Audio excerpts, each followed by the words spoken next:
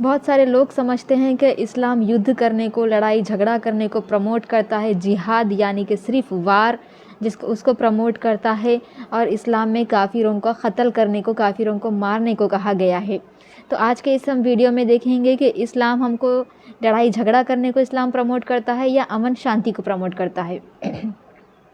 बिस्मिल्लाहिर्रहमानिर्रहीम। शुरू करती हूँ परमेश्वर के नाम से जो बड़ा कृपालु और अत्यंत दयालु है। युद्ध भूमि यानी कि मैदान जंग। इस्लाम में जंग के भी कुछ उसूल बताए गए हैं, कुछ प्रिंसिपल्स बताए गए हैं, कुछ रूल्स बताए गए हैं।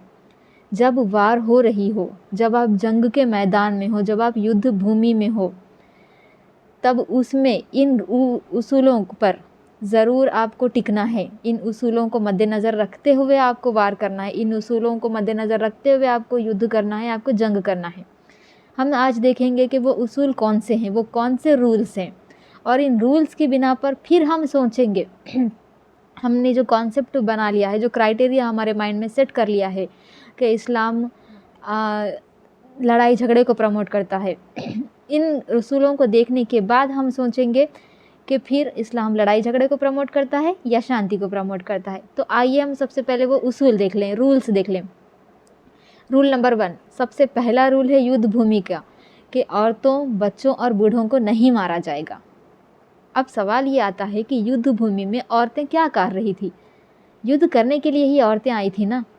अगर वो युद्ध के लिए नहीं आई थी तो एटलीस्ट जो आपके अगेंस्ट लोग हैं, अगर उनकी टीम से औरतें हैं तो शायद वो मरहम पट्टी के लिए आई थी होंगी, उन लोगों की सहायता करने, उन लोगों की हेल्प करने के लिए आई थी होगी। युद्ध भूमि की बात है, ये सिर्फ नॉर्मल कम्युनिटी की, अपने कॉलोनी की बात नहीं है, आम दिनों की बात नहीं है, युद्ध की बात है कि युद्ध में औरतों, बच्चों और बूढ़ों को नहीं मारा जाएगा। चाहे वो आप कुछ भी कर रही हो, चाहे वो मार रही हो, जंग कर रही हो, या उन लोगों का सपोर्ट कर रही हो, या उन लोगों को फर्स्ट एड कर रही हो, कुछ भी कर रही हो, इनको नहीं मारा जाएगा। रूल नंबर 2, फलदार दरख्त नहीं काटे जाएंगे। रूल नंबर 3, कहीं भी बेजा आग लगाई नहीं जाएगी।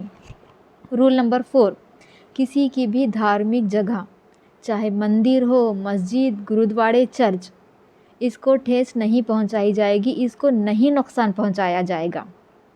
ये युद्ध भूमि के रूल्स हैं कि आप युद्ध कर रहे हो तो किसी की भी धार्मिक जगह को नुकसान नहीं पहुंचाया जाएगा, चाहे वो कोई सी की भी हो।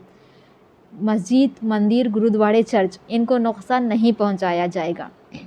और रूल नंबर 5, कि जब युद्ध के दरमियान, जंग के दरमियान, अगर जो आपकी अपोजिशन पार्टी है वो आपसे झुकने का, वो आपसे रिक्वेस्ट करती है, वो आपसे माफ़ी मांगती है, वो बेंड हो रही है, वो झुक रही है, झुकेगा कब?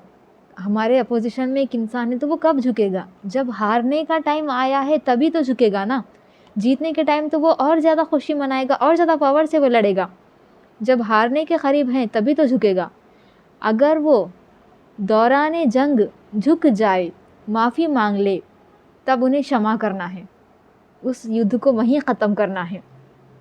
ये युद्ध के उसूल इस्लाम में बताए गए हैं, rules of the war, rules of the battle.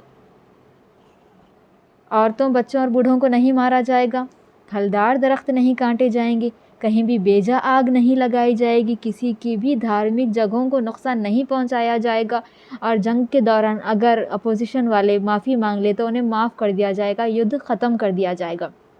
तो इन 5 रूल्स पे एक बार देखते हुए, इस पे गौर करते हुए हमको सोचना है, क्या इस्लाम प्रमोट करता है लड़ाई को या प्रमोट करता है शांति को?